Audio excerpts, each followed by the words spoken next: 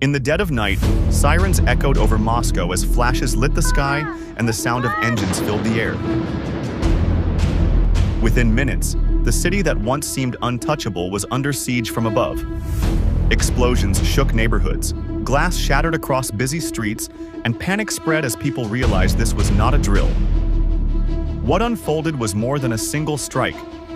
It was a direct challenge to Russia's sense of control, a moment that showed even the heart of the capital could be reached. At 3 a.m., the silence over Moscow was ripped apart by the wail of air raid sirens and the sharp buzz of engines cutting through the sky. People who had been asleep were shaken awake by the sound, and within moments, the capital of Russia, a city of more than 12 million, was facing one of the largest drone assaults in its history. Ukraine launched over 90 uncrewed aircraft in a coordinated attack that spread across the city like a sudden storm. Russian officials claimed that most of the drones were destroyed by air defenses, but the evidence on the ground told a different story. Explosions echoed across the skyline, and fireballs lit up the night as several drones slipped past the protective shield. The attack was not limited to the outskirts. This time, the heart of Moscow, its residential blocks, business centers, and crowded streets, felt the impact directly. At least 7 central districts reported hits in the first wave. Apartment windows shattered as shockwaves tore through buildings, and cars parked along narrow streets burst into flames. The night sky filled with smoke, and bright flashes marked the sites where drones crashed into targets. The scale of the destruction turned parts of the city into scenes more often associated with battlefields than with a modern capital. Eyewitnesses later said the roar of detonations seemed endless, with one blast following another quickly. Videos online showed fire crews racing into smoke-filled streets while residents fled with their belongings. The sense of chaos spread soon because no one could predict where the next impact would land. Entire neighborhoods were left rattled by the sudden reality that war had reached them directly, not in distant reports but outside their windows. For the Russian authorities, the night was a test of their defenses and ability to control fear. Sirens blared continuously as residents searched for shelter, but the speed of the drones and the confusion of multiple strikes made safety almost impossible. Emergency vehicles blocked roads, and panicked phone calls overwhelmed local services. What was once considered a secure capital now looked fragile under the pressure of a new kind of warfare. This assault was more than a simple show of force. It was a statement written in fire and steel across the skyline of Moscow. The volume of drones, the timing, and the precision of the hits demonstrated a level of planning that shocked even seasoned observers. For the first time in years, ordinary Russians inside their capital faced a situation that could not be ignored, a direct reminder that the war they had watched from afar had arrived on their doorstep. But the explosions and fires that lit up the night were only the beginning. What followed in the hours ahead pushed Moscow into deeper chaos. As the first blasts shook the capital, the destruction quickly spread from one block to another, leaving behind a trail of fire and shattered glass. Entire streets turned chaotic as the shockwaves tore through residential towers, ripping windows apart and covering sidewalks with sharp fragments. Cars parked along the curbs were reduced to burning shells, their fuel tanks exploding one after another, adding new flames to the night sky. For thousands of residents, the familiar neighborhoods of Moscow suddenly resembled a front line under heavy bombardment. Apartment complexes bore the brunt of the assault. Families who had just escaped their beds stood in hallways filled with dust and smoke. The force of nearby detonations knocked doors from their frames, while walls cracked under the pressure of concussive waves. In some districts, the heat from fires was so intense that it spread from one vehicle to another, engulfing entire parking areas in minutes. These sites conveyed that no corner of the city was truly secure, no matter how far from the battlefield it once seemed. The chaos reached deeper into Moscow's infrastructure as well. Power lines were cut by falling debris, leaving several blocks in darkness when people needed light the most. Emergency generators struggled to keep hospitals running, while communication towers suffered damage that disrupted phone signals. At least one fuel storage facility near the edge of the city was struck, forcing firefighters into a desperate race to prevent explosions from spreading to nearby industrial areas. Each new fire demanded more resources, stretching emergency crews to their limits. Eyewitnesses described scenes that felt unreal. Videos captured by residents showed entire building facades collapsing after being struck. And in the background, the constant sound of sirens made the city feel like it was under siege. People rushed down stairwells carrying children, while others tried to shield elderly relatives from broken glass. Panic was magnified by the uncertainty of where the next blast would land, and social media was filled with desperate pleas for information. For the first time in years, Moscow looked vulnerable on the edges and deep within its central districts. Even those who were not directly hit could feel the shock. The psychological effect of hearing explosions, watching smoke climb into the air, and realizing the defenses had failed to stop the attack created an atmosphere of dread. Streets usually busy with cars and late-night activity now stood nearly empty, with only flashing emergency lights moving through the smoke. Residents spoke of the terrifying thought that the next drone could fall anywhere, on a school, a shopping center, or even a crowded metro entrance. As fires burned across the city, the next sign of the attack's reach appeared in Moscow's airports, where the lifelines of the capital's air traffic suddenly stopped. One of the most immediate effects of the drone assault was the sudden paralysis of Moscow's air traffic system. 3 major airports, Vnukovo, Domodedovo, and Sheremetyevo, announced emergency closures within minutes of the first explosions. These hubs typically handled tens of thousands of passengers daily, but overnight, they became silent terminals filled with stranded travelers. The shutdown was not just a disruption of flights. It was a visible sign that the attack had reached deep into the heart of Russia's transportation network. The numbers quickly showed the scale of the crisis. More than 130 flights were diverted to other cities, while at least 60 faced long delays as aircraft circled or were grounded on distant runways. Airlines scrambled to find safe landing spots, creating chain reactions across the region's flight schedules. Families waiting for arrivals were told to return home, while business travelers missed critical connections. The blow was immediate and costly for a city that depends on reliable air traffic to maintain its role as Russia's commercial and political center. Financial losses added up quickly. Moscow's aviation authority estimated millions of dollars lost in hours, with airlines covering fuel for rerouted flights and passengers demanding refunds or accommodations. Airport operators also faced repair costs, as parts of runways and fuel systems were damaged by falling debris. The disruption also stretched into logistics, since many cargo flights carrying goods for industries and retailers were redirected or delayed. What began as a military strike soon rippled into supply chains that keep Moscow's economy running. Beyond money, the psychological impact of closing the capital's airports was enormous. These terminals are symbols of national strength and modern infrastructure, yet they were forced to shut their doors one night because defenses could not guarantee safety.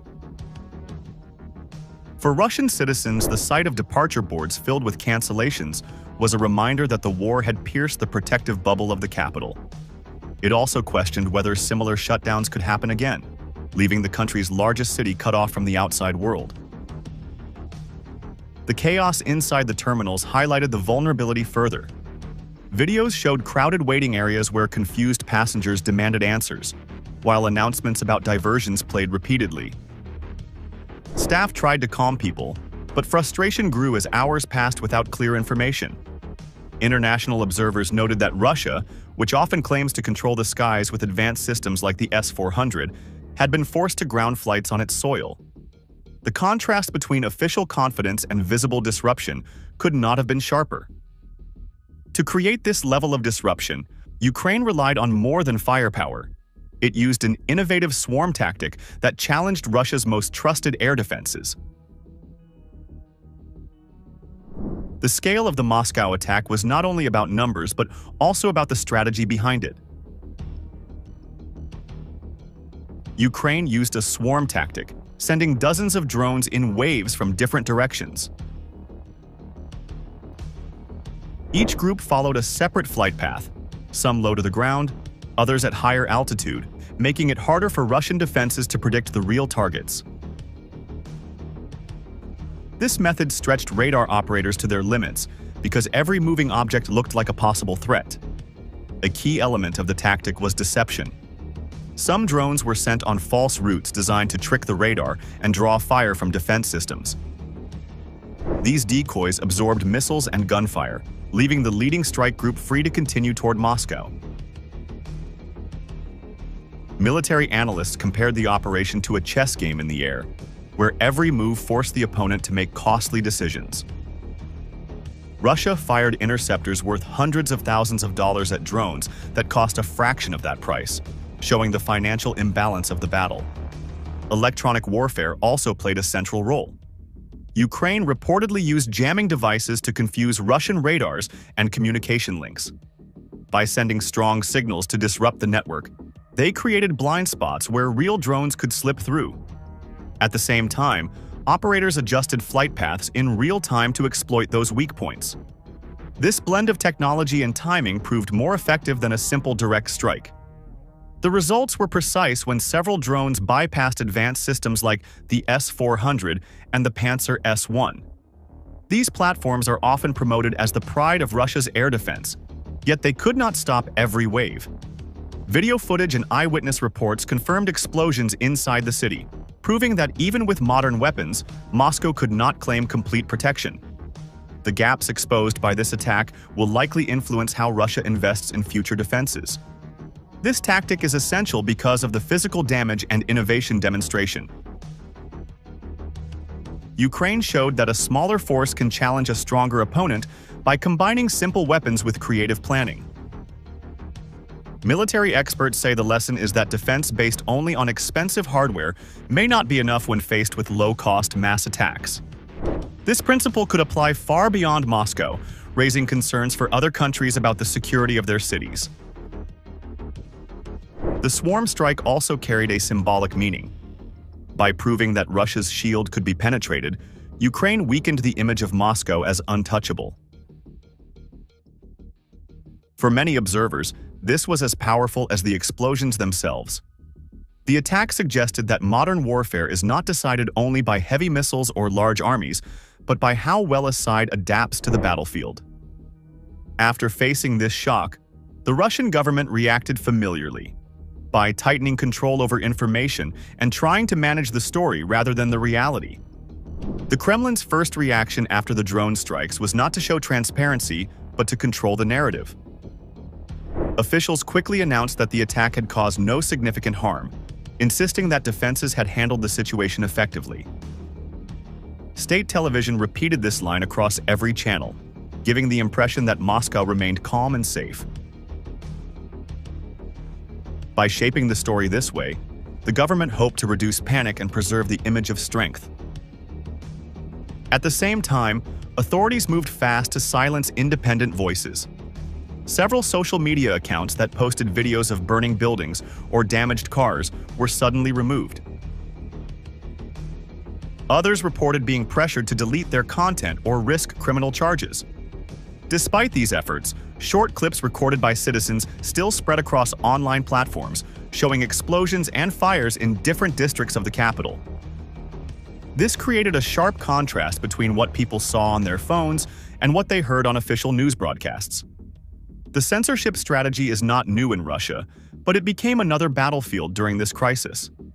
By labeling viral footage as fake, officials tried to undermine the credibility of ordinary witnesses. However, denying what people could observe only deepened mistrust. When citizens see smoke from their windows while hearing claims that nothing happened, they begin to doubt the reliability of state institutions. This doubt, once planted, is difficult to erase. Analysts argue that the decision to downplay the attack aimed to protect the government's political standing. President Putin has long presented Moscow as untouchable, the heart of a nation shielded by powerful weapons. Accepting that drones reach the city center would damage that narrative and raise questions about the effectiveness of Russia's costly defense systems. For leaders who depend on projecting strength, admitting weakness carries significant risks. Another layer of information control was international messaging. Russian diplomats assured foreign media that the event was minor, portraying Ukraine as desperate for attention. Yet, global news agencies carried images and testimonies contradicting this line, making it clear that the world was not accepting Moscow's version without question. The clash between official statements and independent reporting highlighted how information has become a weapon of war. The impact of these measures extends beyond one night of explosions. Governments relying heavily on censorship often create a gap between public perception and official truth. Over time, this gap erodes trust and fuels frustration. For many Russians, the attempt to hide visible destruction suggested that the authorities care more about saving face than protecting citizens.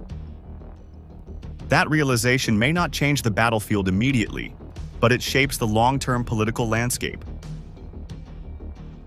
The hidden costs of the attack were not only about shattered glass and burning cars, but also about the economic and social damage that Moscow could no longer disguise. The drone assault on Moscow left behind more than broken glass and burned cars. It produced financial and social wounds that cannot be hidden. Preliminary estimates suggest damage between 1.8 and 3.2 million US dollars, covering destroyed vehicles, shattered infrastructure, and emergency repairs. While the numbers may look small compared to Russia's overall economy, the concentrated impact on the capital's daily life is severe. For a city that presents itself as the secure heart of the nation, even a few million in sudden costs is a symbolic blow. Businesses were among the first to feel the pressure. At least 30 companies reported disruptions after the attack, from logistics firms being unable to move goods to restaurants being forced to close during blackouts. Several small shops near damaged neighborhoods saw their daily revenue collapse by as much as 40%. For many owners, one night of chaos created a chain reaction, as customers stayed away and deliveries were delayed. The sense of instability discouraged investment and reminded everyone that Moscow is not immune to the shocks of war. Beyond numbers, the psychological impact was even more profound. For residents, seeing explosions in the center of their city changed how they view safety. Families who once believed conflict belonged to distant battlefields now felt its heat at their doorstep. Parents kept children home from school, while some professionals avoided offices near high-profile targets. This shift in behavior reflects how fear spreads faster than fire, reshaping daily routines even after the flames are gone. The strain also reached public services. Hospitals had to treat civilians injured by flying debris, while fire brigades worked through the night to contain blazes in multiple districts. Transport networks suffered delays, and police increased checkpoints, slowing the flow of workers across the city. Each of these measures carried hidden costs: extra overtime for staff, fuel for emergency vehicles, and reduced productivity. Though less visible, these expenses add to the economic burden created by the attack. Observers note that the social reaction matters as much as financial statistics. When citizens feel unprotected, they lose trust in leaders who promise security. Rumors of repeated strikes spread quickly, creating tension in communities struggling with inflation and shortages. Even if the direct losses seem modest, the long-term effect on public morale could be far greater. Yet Ukraine's real target was not just money or morale, but the political message sent by striking the heart of Russia. The attack on Moscow was not only about destruction, it was about sending a signal. Ukraine's goal went beyond damaging cars or forcing airports to close. It was to show that the Russian capital is no longer untouchable. By striking the heart of the country, Kyiv reminded the world that war has no safe zone, not even in the city where the Kremlin stands. This was a bold attempt to challenge the myth of Moscow's invulnerability and to prove that distance is no shield in modern conflict. For Ukraine, the operation also carried symbolic weight. Each drone that broke through defenses directly challenged President Putin's image as the ultimate protector. Russian citizens had been told that their leader would keep the homeland safe, but explosions across several districts told a different story. The message was clear: if Russian missiles can strike Kyiv, then Ukrainian drones can strike Moscow. This symmetry, even if limited in scale, shifts the psychological balance of the war. The strike also served to test Russian defense systems in real time. By using multiple waves of drones from different directions, Ukraine exposed weaknesses in Russia's expensive missile shields. The fact that many UAVs reach central areas despite the presence of Pantsir and S-400 batteries undermines Moscow's claim of complete control. These results provide Ukraine with valuable intelligence while forcing Russia to divert more resources to protect its capital, stretching its military focus. At the same time, the raid was meant to shake confidence among the Russian elite. Moscow is a political hub and an economic hub, home to banks, energy firms, and state corporations. By creating chaos in the very center of this network, Ukraine highlighted the vulnerability of those who benefit most from the current system. When business people and politicians see fire near their offices, they question the war's cost more directly than ordinary citizens living far from the front. Strategically, Kyiv wanted to remind its partners that it is willing to take risks to defend itself. Even under pressure from Washington not to expand strikes into Russia, Ukraine demonstrated determination. This raises the stakes in international debates, showing that Kyiv will not simply wait for support, but act on its terms. In doing so, Ukraine hopes to keep global attention fixed on the war and ensure that aid does not fade. Still, the political fallout of this strike may be even more important than the military message, as both Russia and its allies now face new questions about the future of the conflict. The drone strike on Moscow created not only physical damage but also a profound political shock. For many Russians, the idea that their capital could be hit so directly destroyed the image of safety that the government had promised. When explosions were seen across central districts, the official story of complete control became harder to believe, and doubts about the Kremlin's strength began to grow. On the international stage, the attack also caused friction. Washington, under Trump, had warned Ukraine not to strike inside Moscow, fearing escalation, but Kyiv chose to act anyway. This bold step may complicate future debates in Congress about aid, as some lawmakers could question whether U.S. support is driving the war into more dangerous territory. In Europe, leaders were divided. Some argued Ukraine had every right to answer Russian aggression, while others worried about the risk of wider conflict if Moscow retaliated. The strike also affected Russia's global image. Businesses and investors, already cautious about sanctions, now see their capital under threat, which adds to the sense of instability. This outcome was part of the plan for Ukraine, showing that Moscow is vulnerable and that the Kremlin cannot protect its center of power. With politics shaken and diplomacy under strain, the focus now shifts to how this bold move will shape the battlefield and future strategy. The night of the Moscow attack proved that no city is beyond reach, not even the Russian capital. Ukraine's use of swarm drones exposed fundamental gaps in Russia's air defenses. At the same time, the damage to airports, businesses, and public confidence showed that the cost of modern warfare is more than just on the battlefield.